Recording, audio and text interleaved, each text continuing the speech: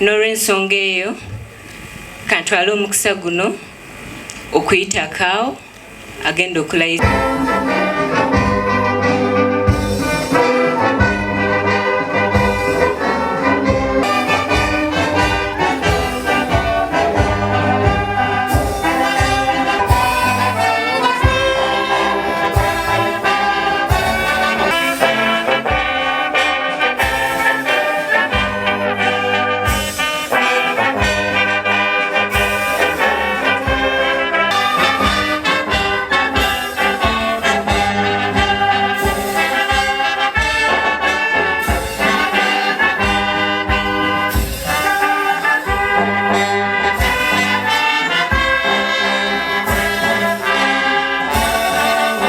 twayisaamu candidate Namjali Douglas wa NRM.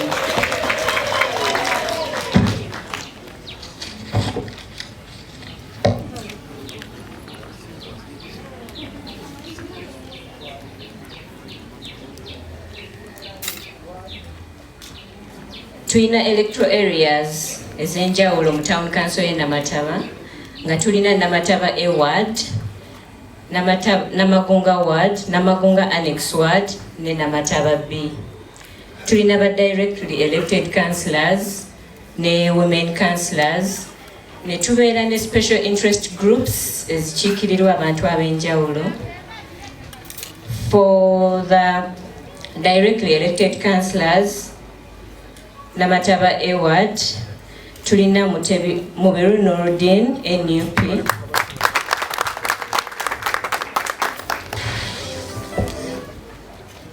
Namagunga ward ne tubeera ne secondary poll NRM,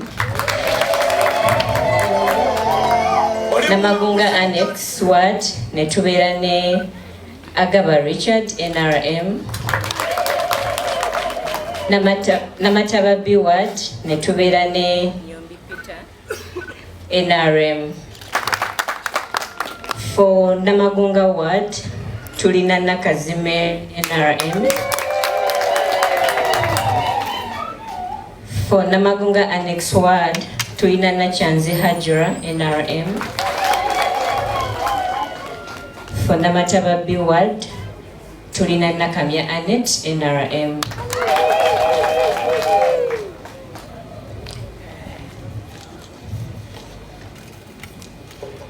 Tulina special interest groups, tulina older persons, tulina youth, ne tubeera ne PWD NRM. Tulina male PWD councillor Senyonga Frederick Mugarula NRM. Tulina male youth councillor Subuga Ramadan NRM.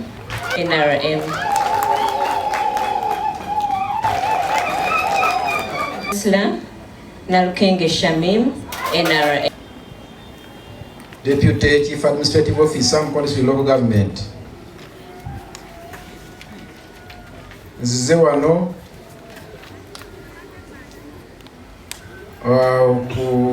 kulembera omukolo ogw'okulayiza kulembeze abayiseemu okutwala obukulembeze mu kisanja kino ekya 2026 paka 2031. Munajjukira nti ennaku z'omwezi 12 omwezi gw'okutaano omwaka guno ekisanja ekikadde kyaggwako era abakulembeze abali omusanja ekikadde ofiisi ne baziwaayo. N'olwekyo olunaku lwa leero abakulembeze b'e Namataba Town Council abapya bwe bagenda okutwala ofiisi ezo nga bayita mu kulayira. Okulayira kuno nja kusaba tugoberere bino. Tujja kusooka ne chairperson oba meeya ajalayire bw'anaaba amaliza tuzzeeko ba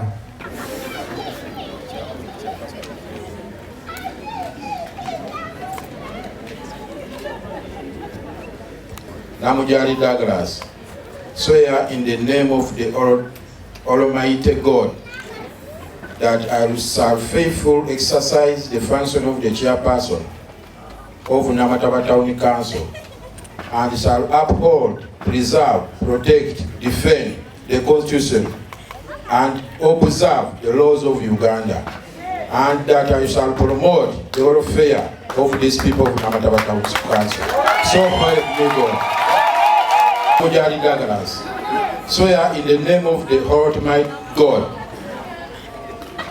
that I will be faithful and bear the true allegiance to the Republic of Uganda, and that I will preserve, protect, and defend the Constitution. So help me God.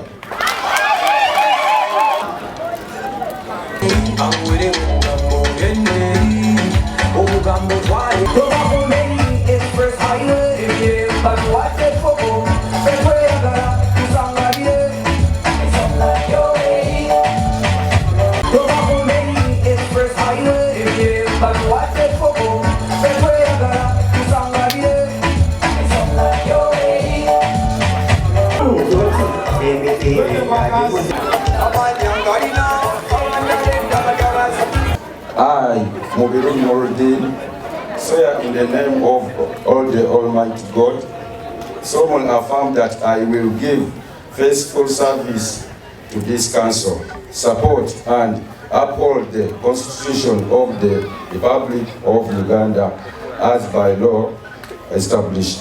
So help me God.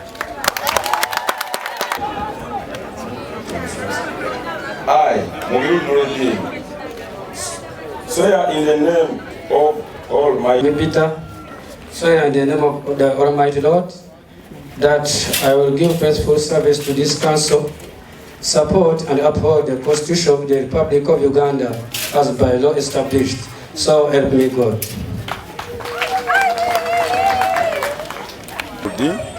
Kansala Namataba Award nga ndayidde ekisanja ekyokubiri byensobola Basuubiza buweereza kuba office gye ndimu ya Bakansala sijja Basuubiza binene kubanga ndiko abandiko waggulu okugeza nga meeya naye nga nsuubira okuteesa ebyo ebikwata ku bantu n'okuwakanya ebyo ebinyigiriza abantu abo abanteekamu obwesige okujja ensonga zo nnyingi kutwaliza awamu bingi ebitawedde era nga tukyalina okubeera nga tuyimirawo ku lwabwe okwongera okutuusa ensonga zaabwe kubanga kino ekyalo kwempulidde ebizibu baluma nange byebinuma bagenda obiŋŋamba nazaako obunaaza kubanga nange bambimanyiiko kati tugezezzaako musanja kiri era bandabye kubanga najja nga mu kanso muno ndimu omu abadde ow'enkyukakyuka oba opposition naye nasigala era ndi opposition kutuusa namalako ekisanja ekyo bimu ku byaneesigisa nti yoono ayimirira ku nsonga takyukakyuka za ku ebimu ku ebyo ebyasinga era okuneesigisa okuba nga nkomyewo era nenkomawo nga ndi wankyukakyuka weewaawo tujje mu kanso mwembadde tebuli nnyo sente naye ngaera ng'omanyi nti oba okuganya kibiina kiri mu buyinza obusente tebubulawo naye tetwabulya ku lw'abantu ne banyongera obwesigwa obwo tuddayo. I, Agaba Richard, I swear in the name of the mighty God that we will be faithful and agree full allegiance to the Republic of Uganda and that so that we go.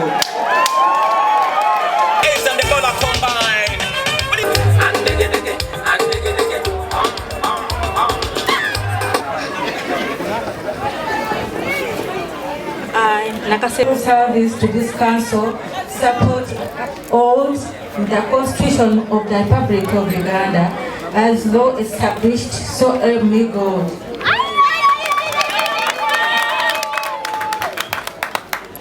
I, Nakasemba Jole Damba, swear in the name of Uganda and that I will preserve, protect and defend the Constitution, so help me God. Swear in the name of the Almighty Allah that I will give faithful service to this council, support, uphold the Constitution of the Republic of Uganda as by law established, so help me Allah. Annette, swear in the name of the Almighty God that I will be faithful and bear true allegiance to the Republic of Uganda, and that I will preserve, protect, and defend the Constitution. So help me God. I, Alfred, swear in the name of the Almighty God that I will give faithful service to this council, support and uphold the Constitution of the Republic of Uganda as by the law established. So help me God. I, Alfred, swear in the name of the Almighty God that I'll be faithful and bear true allegiance to the Republic of Uganda and that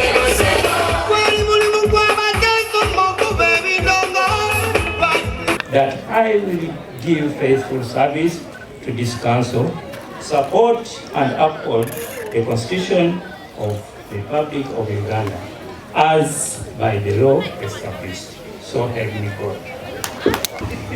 Senyonga Frederick Mugaruda, swear in the name of the Almighty God that I will be faithful and bear true allegiance to the Republic of Uganda and that I will preserve, protect and defend the Constitution. So help me God. Subuga Ramadan, swear in the name of Almighty Allah that I will give faithful service to this council, support and uphold the Constitution of the Republic of Uganda as by law established. So help me Allah. To allegiance to the Republic of Uganda and that will preserve, protect and defend the Constitution. So help me Allah. As by law established. So help me God. I, Misigaro Rosemary, swear in the name of the Almighty God that I will be faithful and bear the true allegiance to the Republic of Uganda and that I will preserve, protect and defend the Constitution. So help me God.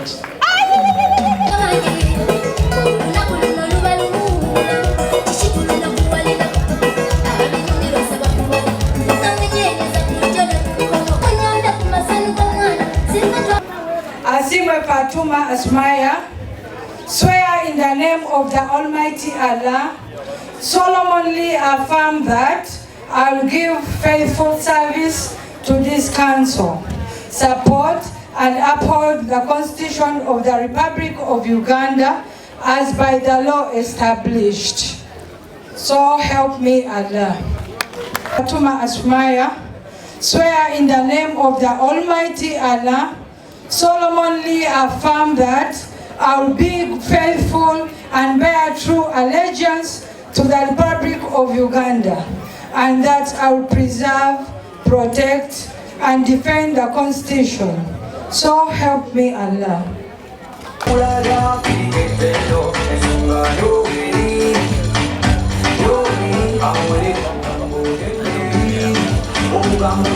Honorable Nalkengi Shamim.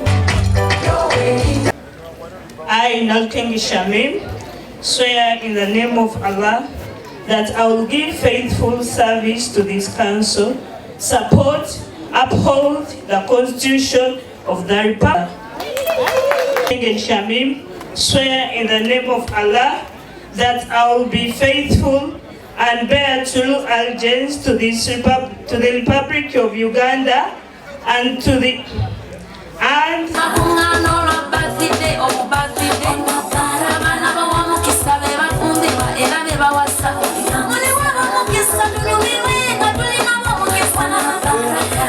Erinnya twete erinnya ddala bwe liba gye liri. Nati okubeera deputy speaker. Ndeetali Nakatejja Nati. Demba Nakatejja Nati abeere deputy speaker. Amannya abiri. isi abakanukiriza separate ballot nembajja kumuwa ate ekirungi twemanyi nja kusaba Asemba okubaganya kanso njagala okwanjulira aba honorable members nangirire honorable Fatuma Asimu Asimaya deputy speaker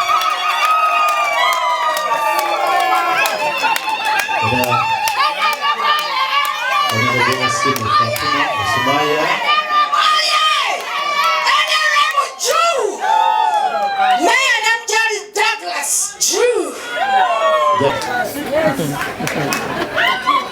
Speaker Ebirayiro. Swear in the name of the Almighty Allah, solemnly affirm that I will at all times well and truly serve Namataba Town Council in the office of the Deputy Speaker, and that I will support and uphold the Constitution of the Republic of Uganda as by the law established. So help me Allah. Alfred, being appointed as the Deputy Chairperson for Namataba Town Council, swear in the name of the Almighty God that I will at all times well and truly serve Namataba Town Council, and that I will support and uphold the Constitution of the Republic of Uganda as by the law established, and that I will, at the best of my judgment, at all times, when required, freely give my counsel and advice to the chairperson and his or her successors in office as by the law established for the good management of the public affairs of the town council, and that I will not directly or indirectly reveal any matter as shall come to my knowledge in the discharge of my duties and committed to my secrecy. So help me God. Minister abapya ate Ssaabasajja Kabaka atugamba tutandike n'emijiji emipya, so nalonza abaana abatenvuumuulo. Samimu yegwe sekretary wange w'ebyensimbi, ate weebale kwambala bulungi, nawe iwe full minister to this cabinet. Kurani hiyo benkugwa Namataba Town Council, swear in the name of Allah that I will at all time well and truly serve Namataba Town Council in the office of Secretary of Finance, and that I will support and uphold the Constitution of the Republic of Uganda as by law established, and that I will, to the best of my judgment at all times when required, fairly give my counsel and advice to the chairperson and his or her successors in office as by law established for the good management and to the public affairs of the, and that I will not directly or indirectly reveal any matter as shall come to my Annette, being appointed as Secretary Namataba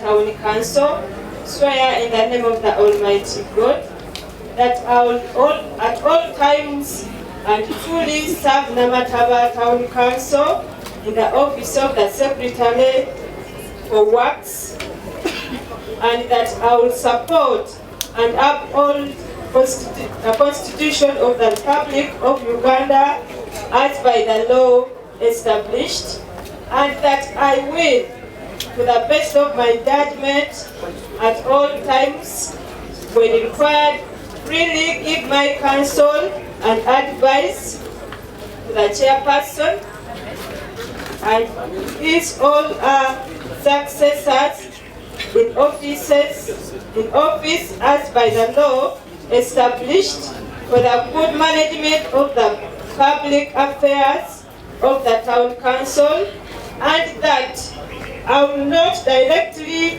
or indirectly reveal any matter as shall come to my knowledge in the discharge of my duties and committed to myself to say, so help me God.